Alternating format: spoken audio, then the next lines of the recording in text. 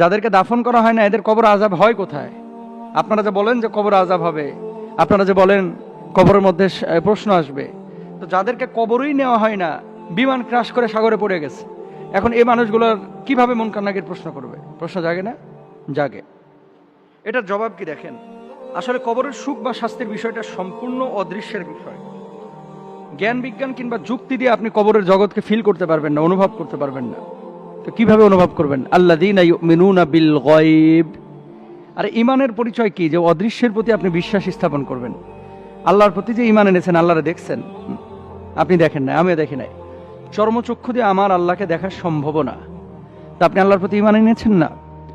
বাতাস আপনি দেখেছেন, ধরা যায়, ছোঁয়া যায়, বিশ্বাস করেন না যে বাতাস বলে কিছু আছে।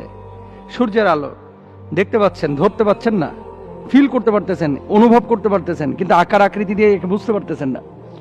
কবরের জিন্দেগির যে বিষয়টা, এই বিষয়টা হচ্ছে টোটালি একটা অদৃশ্যের বিষয়। ইসলামী শরিয়ায় মানুষ মারা যাওয়ার পরে যে বিষয়টি বলা হয়েছে যে তার রূহটা আসলে কবরে থাকে না, তার রূহটা দুনিয়াতেও থাকে না। তার রূহটা থাকে কোথায়? তার রূহটা চলে যায় হচ্ছে আলামে বারজাখে, হয় ইল্লিয়িনে যাবে অথবা সিজ্জিনে যাবে। এই দুইটা জায়গার যে কোনো এক জায়গায় যাবে। জাহান্নামে হলে এক পরিবেশে যাবে, জান্নাতে হলে আরেক পরিবেশে যাবে। মানুষের মূলত আযাব বা প্রশ্নের বিষয়টা হচ্ছে তার রুহের সাথে, তার বডির সাথে না। দেখেন, এই বডিটা ততক্ষণ পর্যন্ত দাম আছে, মূল্য আছে, যতক্ষণ পর্যন্ত রুহ নামক পাখিটা আপনার এই বডি নামক খাঁচার মধ্যে আছে। যেদিন আপনার রুহটা বডি থেকে আলাদা হয়ে যাবে, সেদিন এই বডিতে আঘাত করলে ব্যথা পাবেন না। প্রমাণ নেন, আরেকটু সহজ করে বলি। অপারেশনের সময় ডাক্তাররা যে কাটাছেড়া করে, ইঞ্জেকশন দিয়ে ওই জায়গাটাকে অবশ করে, এরপরে কাইটা চুরমার করে ফেলাইতেছে, আপনি টেরও পাচ্ছেন না। তার মানে রুহের সংযোগটা ওখান থেকে বিচ্ছিন্ন হয়ে গেছে সাময়িকভাবে।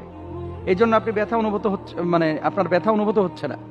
তো আল্লাহ সুবহানাহু ওয়া তাআলা কবরের জিন্দেগির যে সিচুয়েশনটা, পরীক্ষা, প্রশ্ন, মুনকার নাকিরের আশা, কবর আযাব, এটা মূলত অদৃশ্যের বিষয় এবং এটা আলামে বারজাখের বিষয়, যেখানে আপনার রুহটা যায়, সেই রুহের সাথে সম্পৃক্ত একটা বিষয়। তাহলে এখন হিন্দু যদি মারা যায়, সেও তো আল্লাহর কাছে প্রশ্নের সম্মুখীন হবে। খ্রিস্টান যদি মারা যায়, সেও হবে। বিমান ক্র্যাশ করে কেউ যদি সাগরে পড়ে মারা যায়, সেও হবে। তো তার রুহটা কোথায় যায়? আল্লাহর কাছে ফিরে যায়। আল্লাহর কাছে ফিরে যায়। আল্লাহ বলছেন না যে মিনহা খলাকনাকুম ওয়া ফিহা নুঈদুকুম ওয়া মিনহা নুখরিজুকুম তারাতান উখরা। তো আল্লাহর কাছে যখন যাবে, ওই রুহের উপরে অত্যাচার হবে, ওই রুহের উপরে জুলুম, আযাব হবে, ওই রুহের উপরে শাস্তি হবে, ওই রুহকে প্রশ্ন করা হবে, ওই রুহের আপনার যে পরিবেশ থাকবে, সিচুয়েশন বা যে মাকান থাকবে, সেখানে তাকে সে প্রশ্নগুলো করা হবে। আর কবরের জিন্দেগিতে আযাবটা কবরের মধ্যে কিভাবে হয়? 70 গজ মাটির নিচে তাকে দাবিয়ে দেওয়া হবে, দুই পাশে মাটির দিয়ে তাকে চাপ দেওয়া হবে। এই সমস্ত বিষয়গুলো কি কাইফিয়তে হবে, এটা আল্লাহ ছাড়া আপনি আমি কেউ জানি না। সুতরাং কোনো মানুষ যদি মনে করে যে কবরের জিন্দেগি এটা মিথ্যা জিন্দেগি, না, মানুষের জীবনের 3টা স্টেপ বা ধাপ আছে। 1 নম্বর হচ্ছে জন্মের আগের, আরেকটা হচ্ছে জন্মের পরের, এই দুনিয়ার জিন্দেগি, আরেকটা হচ্ছে কবরের জিন্দেগি, কবরের পরে আখিরাতের জিন্দেগি। বুঝতে পেরেছেন নিশ্চয়? দুনিয়াতে আসার আগেই বাপমার পেটের মধ্যে, দুনিয়াতে আসার আগেই মায়ের পেটের মধ্যে যখন ছিলেন, আপনার ভিতরে কিন্তু আল্লাহ তাআলা রূহ দিয়েছিলেন। এরপরে দুনিয়ার মুখ দেখলেন, দুনিয়াতে একটা নির্দিষ্ট সময় সফর করলেন, এরপর আপনি ট্রানজিটে চলে গেলেন কোথায়? কবরের জিন্দেগিতে। এই ট্রানজিটের পরে আখিরাতে আপনি উঠবেন, মূল গন্তব্য। এবার আপনাকে আল্লাহ তাআলা প্রতিদান দেবেন। সুতরাং বি কেয়ারফুল। এই জিনিসগুলো আমরা কিন্তু অনেকে বুঝি না। কবরের আযাবকে আমরা মিথ্যা মনে করি না।